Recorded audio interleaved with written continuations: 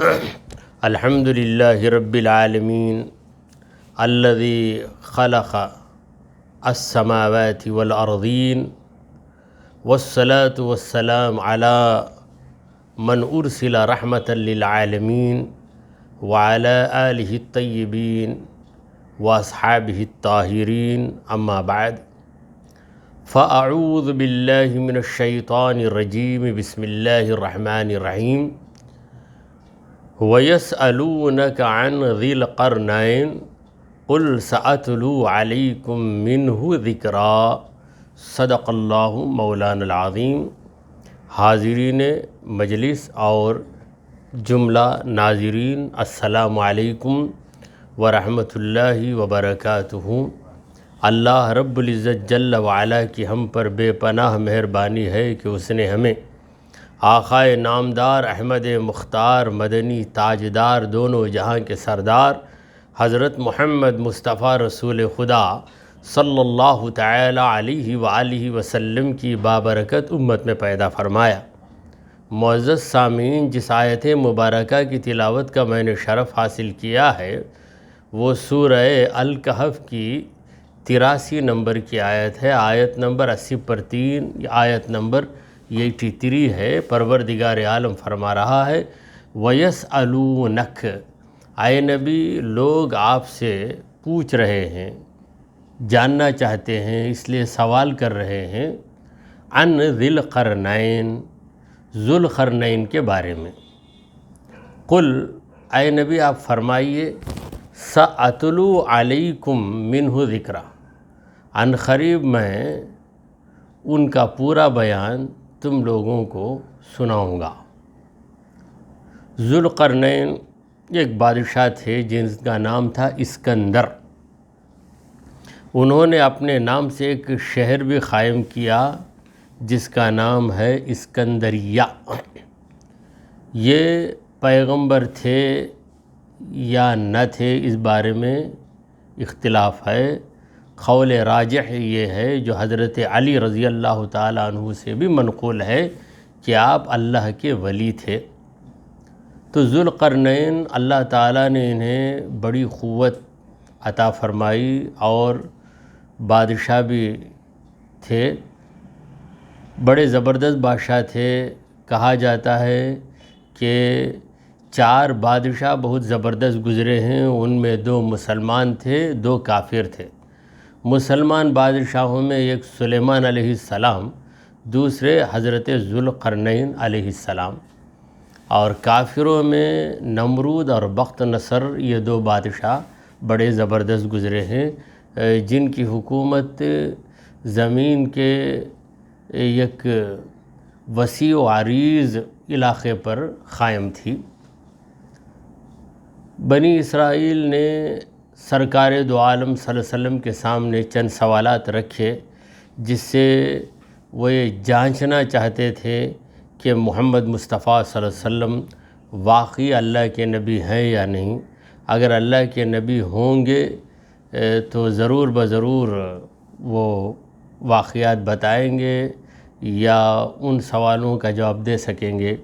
ایک تو تھا واقعہ اصحاب کہف کا، دوسرا ذو القرنین کے بارے میں، اور تیسرا سوال تھا روح کے بارے میں۔ تو حضور اکرم صلی اللہ علیہ وسلم پر اللہ تعالیٰ نے وحی نازل فرمائی۔ سورہ کہف میں اصحاب کہف کا واقعہ آ گیا، اور بنی اسرائیل میں روح کے بارے میں اللہ نے جواب دے دیا کہ قل الروح من امر ربی، اے مصطفیٰ آپ لوگوں کو سنائیے کہ روح میرے رب کے حکم سے ہے۔ اور تیسرا سوال رہا حضرت ذو القرنین کے بارے میں کہ ان کا واقعہ کیا تھا، اس کی تفصیل ان آیتوں میں بتائی گئی ہے۔ وَيَسْأَلُونَكَ عَنْ ذِي الْقَرْنَيْنِ، لوگ ذو القرنین کے بارے میں آپ سے پوچھتے ہیں۔ ذو القرنین آپ کا لقب تھا۔ قرن کا معنی سینگ ہے، ذو القرنین کا مطلب ہوا 2 سینگوں والا۔ تو اس کی وجہ یہ بتائی جاتی ہے کہ آپ کے مبارک سر میں 2 حصے ابھرے ہوئے تھے، اس وجہ سے آپ کو 2 ابھرے ہوئے نشانیوں والے سر کا رکھنے والا اس لیے آپ کو ذوالقرنین کہا جاتا ہے، یہ ایک وجہ بتائی گئی ہے۔ بہرحال وجہ جو بھی ہو، یہ لقب ہے آپ کا۔ اور قرنین سے مراد یہ بھی لے سکتے ہیں ہم کہ اللہ تعالیٰ نے آپ کو دنیا سے بھی نوازا اور آخرت سے بھی نوازا۔ دنیا سے اس طرح نوازا کہ آپ کی بادشاہت پوری دنیا پر پھیلی ہوئی تھی، اور آخرت میں تو آپ کو بلند مقامات نصیب ہوں گے، کیونکہ آپ اللہ کے مقبول بندے ہیں، اللہ کے فرما بردار بندے۔ تو حضور اکرم صلی اللہ علیہ وسلم سے لوگوں نے سوال کیا ذوالقرنین کے بارے میں کہ وہ کون تھے، ان کی حکومت کیسے تھی، انہوں نے کس کس سے مقابلہ کیا۔ ایک ہی سوال میں ساری باتیں آ جاتی ہیں کہ ذوالقرنین کے بارے میں بتائیے۔ اللہ تعالیٰ اپنے پیارے محبوب صلی اللہ علیہ وسلم سے فرما رہا ہے کہ قل، اے میرے محبوب آپ لوگوں کو جواب دیجئے، سأتلو، عن قریب میں بتاؤں گا۔ اتلو کا معنی ہے میں تلاوت کروں گا، یعنی قرآن کی تلاوت کروں گا، اور تلاوت جن آیتوں کی کروں گا ان آیتوں کے ذریعے تمہیں یہ بات معلوم ہو جائے گی کہ ذوالقرنین کون ہیں۔ سأتلو علیکم، میں تلاوت کر کے تمہیں سناؤں گا، منہ ذکرا، ذوالقرنین کا کچھ بیان۔ یہ من تبعیضیہ ہے، اس لیے تبعیضیہ آیا کہ کسی انسان کی زندگی کی ساری تفصیلات تو نہیں بتائی جا سکتی، اس کے لیے کافی وقت ضروری ہے، اور اس کی ساری تفصیلات کا جاننا اس سے کچھ فائدہ بھی نہیں ہے، اس کے کارنامے جانے اس میں کچھ فائدہ ہے۔ ورنہ ایک انسان کی پیدائش سے لے کر وفات تک اس نے جو جو ضروری کام کیے ہیں، غیر ضروری کام کیے ہیں، کب کھاتا تھا، کتنے لقمے کھایا، ایک لقمے میں کتنے دانے تھے، وہ دانے کون سے کھیت سے پیدا ہو کر آئے، یہ ساری چیزیں بتانے کی کیا ضرورت ہے۔ تو قرآن مجید کا ہر لفظ اپنے اندر بلاغت رکھتا ہے، اس لیے اللہ تبارک و تعالیٰ نے یہاں پہ من کا لفظ لایا، جو بعض کو بتانے کے لیے اس کو من تبعیضیہ کہا جاتا ہے۔ تو ذوالقرنین کے بارے میں ایک ذکر بیان، یعنی ان کے بارے میں رپورٹ تمہیں دوں گا کہ وہ کیسے تھے۔ پھر اللہ تبارک و تعالیٰ فرما رہا ہے انا مکننا لہو فی الارض، بے شک ہم نے زمین میں ان کو حکومت دے دی۔ مکننا، انہیں طاقت دے دی، انہیں اقتدار دیا، انہیں پاور دیا، انہیں سلطنت دی۔ وَآتَيْنَاهُم مِّن كُلِّ شَيْءٍ سببا، ہر چیز کا سبب ہم نے ان کو دے دیا۔ تو سبب، چیز تو ملتی ہے، چیز حاصل کرنے کے لیے سبب کا ہونا لازمی ہے۔ جیسا کہ زمین میں پانی ہے، اب زمین کا پانی نکالنے کے لیے اس کا سبب اختیار کرنا، یعنی اس کی کھدوائی کرنا، کھودنے کے لیے جو آلہ ہے اس کی ضرورت ہے، اسے کھودیں گے، پھر اس کے بعد پانی نکالیں گے۔ اسی طرح ترکاریاں حاصل کرنا ہے، اس کے لیے کس طرح کھیتی باڑی کی جائے، یہ اس کا سبب ہے۔ تو ہر چیز دنیا میں حاصل ہوتی ہے، مگر اس کے حاصل کرنے میں جو چیز اپنائی جاتی ہے اسی چیز کو کہتے ہیں سبب۔ اللہ تبارک و تعالیٰ نے ہر چیز کا سبب انہیں عطا کیا، یعنی ہر چیز انہیں مل سکتی تھی، اور ہر چیز ملنے کے لیے جس سبب کی ضرورت ہے وہ سبب بھی اللہ تعالیٰ نے انہیں دے دیا، یعنی انہیں واقف بنا دیا کہ یہ سبب اختیار کرو گے تو یہ چیز بنے گی، یہ راستہ اختیار کرو گے تو وہ چیز تمہیں حاصل ہوگی۔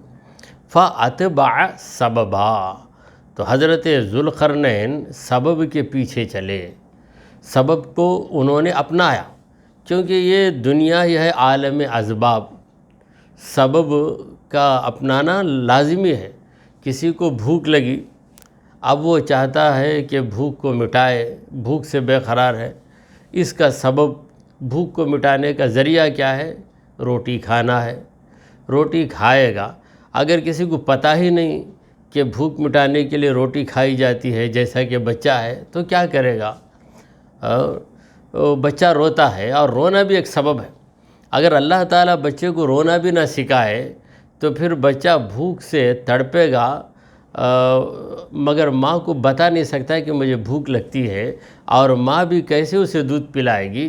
تو اللہ تعالیٰ نے اس طرح سبب کو مقرر کر دیا کہ بچے کو بولنا تو نہیں سکھایا۔ اس عمر میں بچہ بول نہیں سکتا، یہ نہیں کہہ سکتا کہ امی مجھے بھوک لگ رہی ہے، مجھے دودھ پلائیے، یہ نہیں بول سکتا، مگر اللہ تعالیٰ نے اس کے لیے ایک سبب ایجاد کر دیا، وہ سبب ہے رونا۔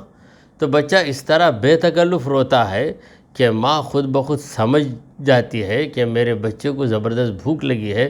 پھر جب وہ بچے کے منہ میں اپنا پستان رکھتی ہے تو بچہ سنبھل جاتا ہے، اور ماں کو بھی سکون مل جاتا ہے کہ میں بچے کی مراد کو سمجھ گئی اور اس کی ضرورت میں پوری کر رہی ہوں۔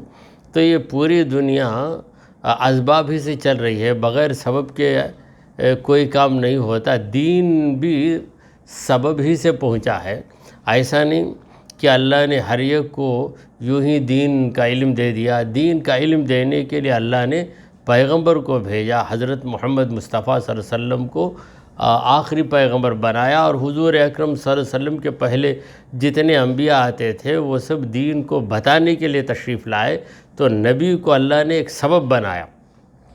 اسی طرح باتوں کو یاد رکھنا ہے، قانون کو یاد رکھنا ہے، قانون کو یاد رکھنے کے لیے اللہ تبارک و تعالیٰ نے قرآن کو نازل کیا، تو قرآن ایک سبب بن گیا جسے پڑھ کر ہم اللہ کے حکموں کو جانتے ہیں اور اسلام کے قانون کو جانتے ہیں۔ تو اللہ تبارک و تعالیٰ نے حضرت ذوالقرنین کو حکومت بھی دے دی اور اسباب بھی عطا کیا۔ اگر اسباب نہ ہو، کوئی حکومت کرنا چاہتا ہے، اسے دماغ ہے مگر اس کے پاس سپاہی نہیں ہے، سپاہی تو موجود ہیں مگر اس کے پاس ہتھیار نہیں ہیں، تو پھر وہ لاچار اور مجبور ہو جائے گا۔ اللہ تعالیٰ نے ذوالقرنین کو لاچار و مجبور نہیں کیا، بلکہ ہر سبب انہیں مہیا کیا، اور انہوں نے سبب کو اپنا کر منزل حاصل کر لی، سبب کو اپنا کر کامیابی حاصل کی۔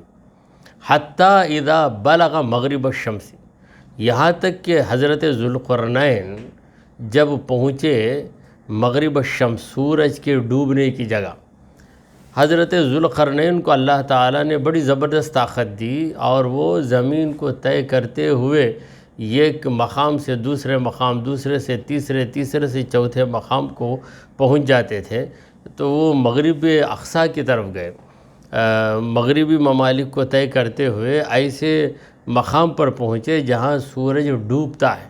اس کو قرآن نے مغرب الشمس کہا ہے۔ شمس کا معنی ہے سورج، مغرب کا معنی ہے غروب ہونے کی جگہ، کیونکہ اس میں ظرف مکان ہے۔ سورج کے ڈوبنے کا جو مقام ہے وہاں پر حضرت ذوالقرنین علیہ السلام پہنچ گئے۔ وجدہا تغرب، تو وہاں پہنچ کر انہوں نے سورج کو اس حالت میں پایا کہ ڈوب رہا ہے سورج۔ جب سورج ڈوب رہا ہے، کس کیفیت کے ساتھ ڈوب رہا ہے، وہ منظر کیسا ہے؟ فی عین، گویا کہ ایک چشمے میں ڈوب رہا ہے۔ عین کا معنی ہے چشمہ۔ فی عین حمیۃ، حمیۃ کا معنی ہے کالی سیاہ کیچڑ، یعنی چکنی مٹی جو کیچڑ بن جاتی ہے پانی گرنے کی وجہ سے، اور جس کا رنگ کالا ہو جائے، تو سیاہ رنگ کے کیچڑ کا چشمہ، جس طرح چشمے میں پانی ابلتا ہے وہاں پر سیاہ رنگ کا کیچڑ۔ آج کل اکثر ہمارے شہر میں ایسا ہی پانی نکلتا ہے، جب کھدوائی کی جائے تو پانی نکلتا ہے بالکل کالے رنگ کا رہتا ہے۔ تو کالے رنگ کی کیچڑ، کیونکہ وہ جو پانی ہے وہ گاڑھا بھی تھا، گاڑھا ہو گیا تو کیچڑ کی شکل میں نظر آتا ہے، تو کالے رنگ کی کیچڑ کا چشمہ، ویسے چشمے میں سورج ڈوب رہا ہے، اس طرح انہوں نے پایا۔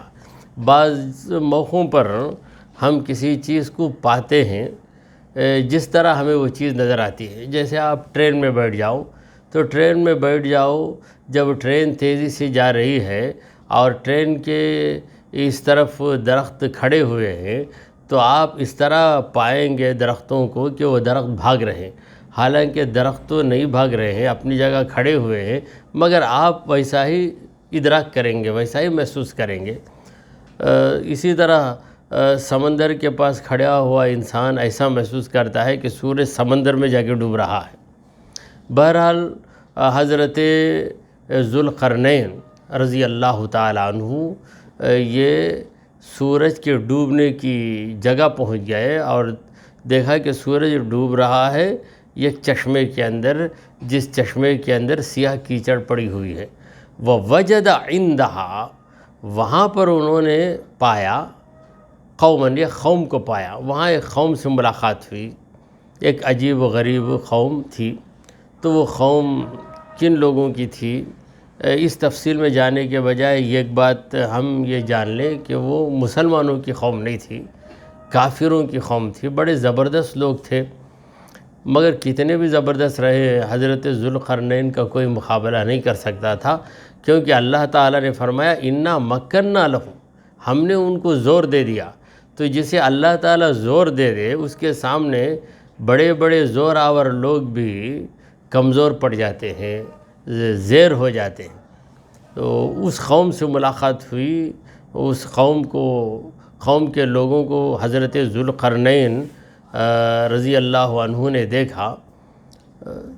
تب اللہ تعالیٰ نے حضرت ذوالقرنین کو حکم دیا اما ان تعذب، اے ذوالقرنین تمہیں اختیار ہے، تم چاہو تو انہیں سزا دو، وَإِمَّا أَن تَتَّخِذَ فِيهِمْ حُسْنًا، اور اگر تم چاہو تو ان کے ساتھ اچھا سلوک اختیار کرو، یعنی تمہیں پورا پاور ہم دے رہے ہیں، یا تو تم انہیں سزا دے دو، قتل کر دو، یا انہیں قید کر دو، یا انہیں اذیت دو، کیونکہ وہ لوگ کافر ہیں، نافرمان ہیں، شرارت کرنے والے، یا آپ چاہو تو ان کو سدھارنے کی کوشش کرو، ان کے ساتھ نرم رویہ اختیار کرو اور انہیں سدھارو۔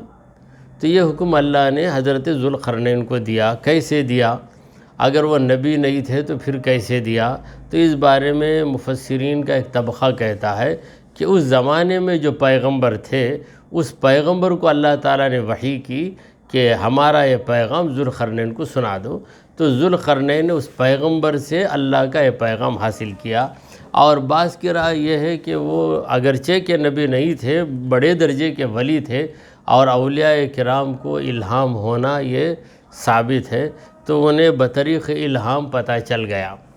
تو اللہ تبارک و تعالیٰ نے انہیں اختیار دے دیا کہ چاہے تم انہیں مار دو تو بھی تم پر کوئی گناہ نہیں، کیونکہ تم نے مارا ہے تو ظالموں کو مارا ہے۔ اگر تم سدھارنے کی طاقت رکھتے ہو، اس محنت کے لیے تیار ہو تو تم سدھارو۔ اب اللہ کے جو مقبول بندے ہیں وہ ہمیشہ لوگوں کو سدھارنے ہی کی سوچتے، ہمیشہ اصلاح کا ہی انہیں خیال رہتا ہے۔ قال، تب حضرت ذوالقرنین عرض کرنے لگے اما من ظلم، جو ظلم کرے گا ہم سمجھائیں گے، بتائیں گے، سکھائیں گے، سدھاریں گے، نرم رویہ اختیار کریں گے، اس کے باوجود جو ظلم کرے گا فَسَوْفَ نُعَذِّبُهُ، تو ہم کچھ دیر کے بعد اسے سزا دیں گے، یعنی اسے موقع دیں گے، سمجھائیں گے، سنبھلنے کا موقع دیں گے۔ تو اس موقع سے وہ فائدہ نہ اٹھائے اور اپنی سرکشی پر قائم رہے تو ہم اسے سزا دیں گے دنیا میں۔ ثم يرد الى ربه، پھر وہ مرنے کے بعد اپنے رب کی بارگاہ میں پہنچایا جائے گا، یرد لوٹایا جائے گا الى ربه، اپنے رب کی طرف، فیعذبہ، تو رب اسے عذاب دے گا، عذاب نکرا، زبردست عذاب دے گا۔ تو ہمارا عذاب دنیا میں ہوگا اور اسی عذاب سے اس کا معاملہ ختم نہیں ہوگا، دنیا میں عذاب ہوگا اس کو، وہ عذاب ہم دیں گے اللہ کے حکم سے۔ اور وہ عذاب کیا تھا؟ حضرت ذوالقرنین سرکش کافر کو جو کفر پہ قائم رہتا اور ان کی بات کو بالکل تسلیم نہیں کرتا، اسے قتل کر دیتے تھے۔ قتل ہونے کے بعد یہ تو دنیا کی سزا ختم ہو گئی، اب اس کی آخرت شروع ہو گئی۔ انسان کی آخرت کب شروع ہوتی ہے؟ جو ہی موت طاری ہوئی تو وہ عالم دنیا سے نکل کر عالم آخرت میں پہنچ جاتا ہے۔ تو جب وہ عالم آخرت میں پہنچے گا اور اپنے رب کی بارگاہ میں اس کو پہنچا دیا جائے گا، فَيُعَذِّبُهُ، تو رب اسے عذاب دے گا۔ اب خود کے عذاب کے بارے میں یہ کہا کہ ہم عذاب دیں گے یعنی سزا دیں گے، مگر جب رب کے عذاب کی بات آئی تو کہا کہ عذاب نکرا، بدترین عذاب، سخت ترین عذاب پروردگار اسے دے گا۔ ہمارا عذاب کچھ بھی رہے وہ بالکل چھوٹا ہے، ہماری سزا چھوٹی ہے، رب جو سزا دے گا وہ بڑی زبردست سزا ہوگی۔ تو دونوں جہاں میں اسے سزا ملے گی، اس دنیا میں بھی اسے سزا ملے گی اور آخرت میں بھی سزا ملے گی۔ وَأَمَّا مَنْ آمَنَ وَعَمِلَ صَالِحًا، ہاں وہ شخص جو ایمان لے آئے، ہماری بات کو تسلیم کر لے، ہم جو رب کی وحدانیت کا پیغام اسے دیں گے اس پیغام کو اگر وہ تسلیم کر لے، وَعَمِلَ صَالِحًا، اور اچھا عمل کرنے لگ جائے، فَلَهُ جَزَاءً الْحُسْنَىٰ، تو اس کے لیے جزا مقرر ہے، اس کو ہم جزا دیں گے۔ ہم جزا دیں گے کا مطلب ہمارا رب اسے جزا دے گا الحسنہ۔ وہ جزا کیا ہوگی؟ الحسنہ، بھلائی۔ دنیا میں بھلائی یہ ہے کہ وہ قتل سے بچ جائے گا، عزت والی زندگی گزارے گا، اور آخرت میں جزا یہ ہے کہ اس کی مغفرت ہو جائے گی اور اسے جنت میں جگہ دے دی جائے گی۔ وَسَنَقُولُ لَهُ مِنْ أَمْرِنَا يُسْرًا، اور ہم اس سے ہمیشہ آسان بات کریں گے، یعنی ایمان لے آ کر ہمارا فرما بردار بن گیا تو ہم اسے جو بھی حکم دیں گے اس کی طاقت کے مطابق اسے حکم دیں گے کہ یہ کام کرو، وہ کام کرو۔ اور یہ شریعت کا مزاج ہے کہ شریعت ہمیشہ بندے کی راحت کا لحاظ رکھتی ہے۔ اسی وجہ سے نمازیں 5 فرض کی گئی ہیں، روزے 30 فرض کیے گئے ہیں، اور زکوٰۃ سال میں 1 مرتبہ، حج زندگی میں 1 مرتبہ۔ اگر انسان کی سہولت کا خیال نہ ہوتا تو جو 50 نمازیں فرض کی گئی ہم پر ابتدا میں، وہ 50 یوں ہی برقرار کر دی جاتی، نہ موسیٰ علیہ السلام کی سفارش منظور کی جاتی اور نہ نبی کریم صلی اللہ علیہ وسلم کی گزارش کو قبول کیا جاتا۔ اللہ تبارک و تعالی انسانوں کے مزاج سے باخبر ہے۔ اور روزے کا معاملہ بھی دیکھیے کہ صرف رمضان کے روزے، اگر اللہ حکم دے دیتا ہے کہ سال بھر روزہ رہو، بس عید کا 1 دن روزہ چھوڑ دو، تو ہماری حالتیں کیا ہو جاتی۔ تو اللہ تعالی ہمارے ساتھ ہمیشہ آسانی چاہتا ہے، اور اس نے اس بات کی وضاحت کر دی کہ یرید اللہ بکم الیسر ولا یرید بکم العسر، اللہ تمہارے ساتھ آسانی چاہتا ہے، اللہ تم کو تکلیف میں، مشقت میں یا گرانی میں رکھنا نہیں چاہتا۔ تو اللہ کے مقبول بندے حضرت ذوالقرنین یہ بھی یہ کہہ رہے ہیں کہ مومنوں کے ساتھ ہمارا رویہ ہمیشہ نرم رہے گا، اور ہماری بات ہی ایسی رہے گی کہ سَنَقُولُ لَهُ مِنْ أَمْرِنَا، ہمارا جو بھی حکم اس کے سامنے ہم سنائیں گے زبان سے، یسرن، اس کے اندر آسانی ہی آسانی رہے گی۔ تو یہ قوم کو حضرت ذوالقرنین نے سدھارا، جو نہیں سدھرے انہیں قتل کیا، جو سدھر گئے انہیں دین کا علم دیا۔ ثم اتبع سببا، پھر پیچھے چلے ایک سبب کے، یعنی پھر ایک راستہ اختیار کیا، مغرب تک چلے گئے، اور مغرب سورج ڈوبنے کی جگہ پہنچ گئے، اور راستے میں جس کی اصلاح کرنا چاہتے تھے اس کی اصلاح انہوں نے کی۔ پھر اب نکل پڑے، دوسرا راستہ اختیار کیا، اور یہ راستہ سورج کے نکلنے کی جگہ پہنچانے والا تھا۔ سورج کے ڈوبنے کی جگہ مغرب شمس، وہاں تو چلے گئے، حتیٰ اذا بلغ مطلع الشمس، سورج کے طلوع ہونے کی جگہ پہنچے۔ مطلع اس کا مطلب ہے طلوع ہونے کی جگہ، یہ بھی ظرف مکان ہے۔ وجدها تطلع على قوم، تو دیکھا کہ سورج نکل رہا ہے ایک ایسی قوم پر۔ سب سے پہلے جب سورج نکلتا ہے تو کس قوم پر طلوع ہوتا ہے؟ تو وہ سورج کے نکلنے کی جگہ جو لوگ تھے ان کو سورج پہلے نظر آتا ہے۔ لم نجعل لهم من دونها سترا، ہم نے اس قوم میں اور سورج میں، اس قوم اور سورج کے درمیان کوئی پردہ نہیں رکھا۔ وہ قوم سورج کو اپنی آنکھوں سے دیکھتی ہے کہ کس طرح طلوع ہوتا ہے۔ کذالک، اسی طرح کا مطلب کیا ہے؟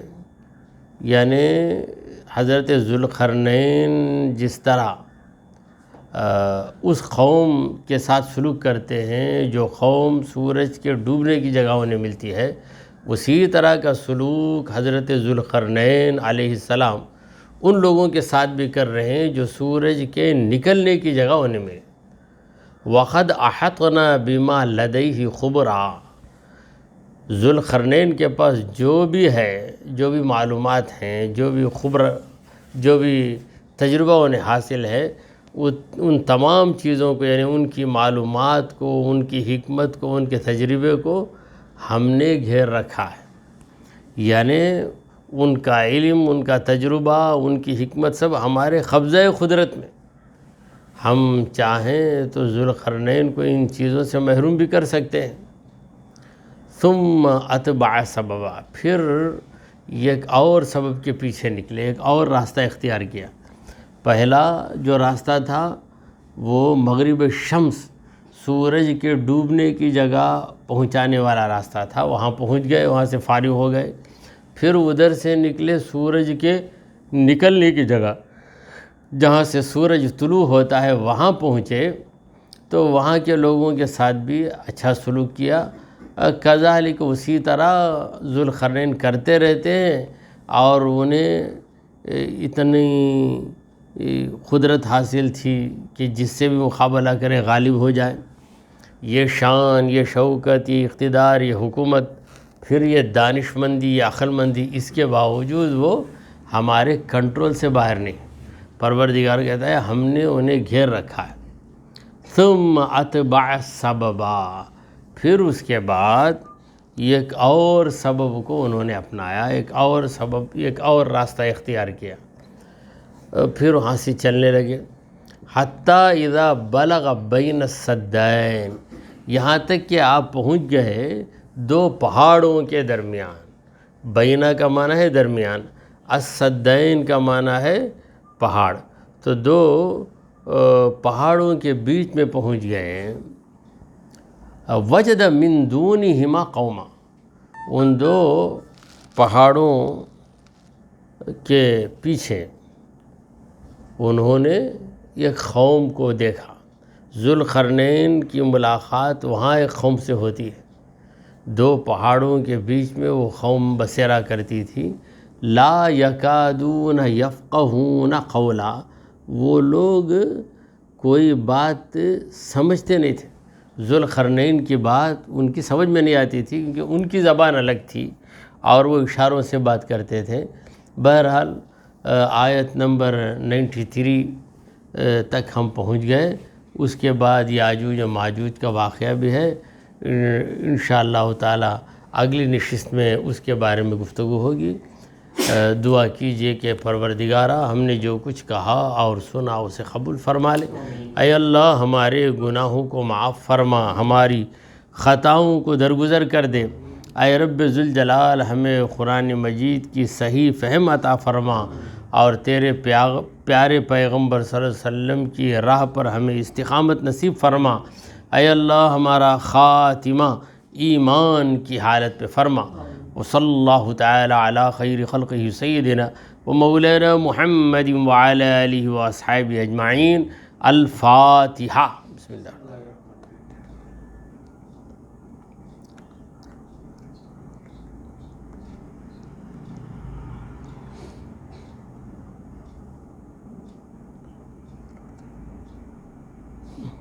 ان اللہ وملائکتہ یصلون علی النبی یا ایھا الذین آمنوا صلوا علیہ وسلموا تسلیما۔ اللہم صلی علی سیدنا محمد وعلی آل سیدنا محمد وبارک وسلم۔ سبحان ربک رب العزۃ عما یصفون وسلام علی المرسلین والحمد للہ رب العالمین. لا الہ الا اللہ.